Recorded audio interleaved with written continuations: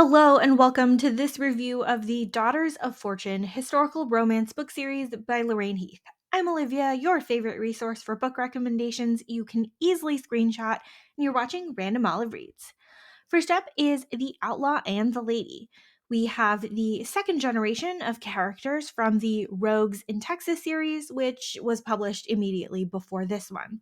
We have Angela, who is out for a midnight stroll in the small town of Fortune, Texas, when she accidentally interrupts a bank robbery.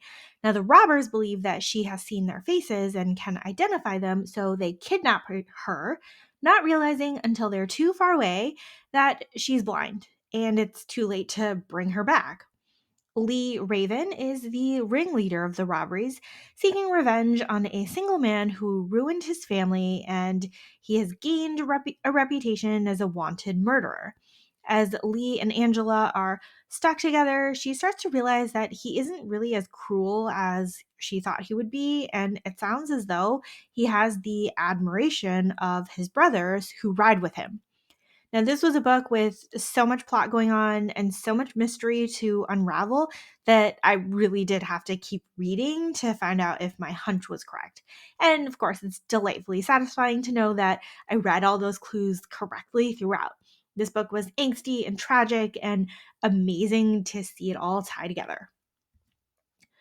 Book two of the series is To Marry an Heiress. Now, we've switched gears. We've also switched backwards a couple of decades, and we're in England for this story with Georgina, who is visiting her friend Lauren, who is the stepdaughter of an earl, for her season. And Georgina's wealthy father is setting up a match between her and Devon, who is another earl and cousin to Lauren's stepfather. Now, Devon's impoverished estate needs the cash, and he agrees to Georgina's father's terms, which are make her feel beautiful, make her feel like you love her, court her, that whole thing. Now, when she and Devon meet at a ball, Georgina sees through him immediately and insists that he not lie to her if they're going to get married. She has full understanding he's in it for the money, just don't try to pull one over on her. We see a quick wedding very early on in the book, followed by a surprising tragedy that sets off a lot of resentment and animosity between Devon and Georgina throughout the rest of the book. It was most interesting to see how Georgina could be both sweet and accommodating, but also have a lot of strength in her convictions throughout the book. Now, Devon thought he would be getting himself a demure and grateful wife, but instead finds a strong, courageous partner definitely worth falling in love with.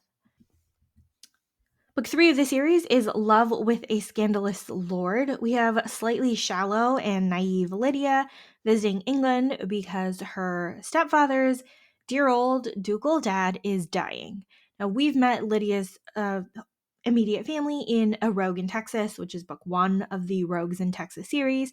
We learned a little bit about her complicated family dynamics there, and really about her stepfather's complicated family dynamics. We add another layer here with Reese, the second legitimate son of the Duke, and now the Marquess, and soon to take over the dukedom in pretty short order. He has his own sordid past as the gentleman seducer and knows that he won't really be able to show his face in polite society with his new title, since many of the ladies of society would recognize him. How he had ended up in this position is a bit of a mystery, and it slowly gets revealed over the course of the book. Hang on, though, it's a really juicy story when we do finally learn about it. When we started the book, Lydia is in awe of all the glitter and glamour of the estate and really wants to comport herself as a proper lady and believes that the aristocratic lifestyle is superior to her own life in Texas. Super annoying, really. She's easily flustered around the very handsome and polished Reese, and he's drawn to her beauty and innocence, even though he knows he should not be tarnishing her with his presence. We do eventually get to see Lydia realize that there are more important things than society rules and frivolity, so she doesn't stay shallow for too long. This book also introduces us to key players in future books, so it is not one to skip if you are going to continue reading Lorraine Heath's backlist. And lastly, book 4 is An Invitation to Seduction. Kitty spends almost a whole book feeling shameful of her lustful desires for the man that she spied swimming in the sea, and she pretty much wants to just retreat into the safety and comfort of her soon to be fiance, who stirs absolutely none of these emotions. Meanwhile, Richard is a duke who is baffled that his longtime friend will wed an American heiress, since he knows that his friend will be unable to be a good husband. If you're guessing things about the friend, you're probably right. So it turns out that this guy is the one that Kitty is almost sort of engaged to, and Richard tries to steal her away from him. There's a lot of like seduction and maneuvering in this book, with Kitty very slowly learning to accept her own desires and attraction towards Richard. As always, there's lots of drama and angst and heartbreak along the way, even though there isn't like a whole lot of character growth for Richard. There is a bit of character growth for Kitty, and it is interesting to see how it all ties together, as she is one of the daughters of fortune, even though she wants to deny it as much as she can. This series makes way more sense if you have read the Rogues in Texas series, since we deal with the offspring of the folks from that series.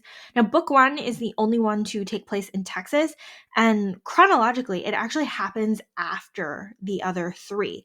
But it's actually really important to read it first, because there's a big reveal in there that makes more sense if you don't have a bunch of other characters and titles and plot lines of the other 3 books swirling in your head. The other 3 books somehow drag our few Texas ladies to England, where they meet some fancy English lords. All of 4 books are entertaining and slightly bonkers, as Lorraine Heath books tend to be. Overall, fun to read and fun to see how the plot twists, turns, all sorts of things that happen, to the point where it's hard to come up with a description for you, because a crazy plot twist happens about halfway through the book and it's not worth telling you right now because it'll ruin the surprise. Anyway, still really enjoyable to read and essential if you're going to continue on with reading all the rest of Lorraine Heath's books. Thank you so much for watching this video. Links to all of these books are in the description box. Like and subscribe so you don't miss future videos, and you can follow me on Instagram at randomolive.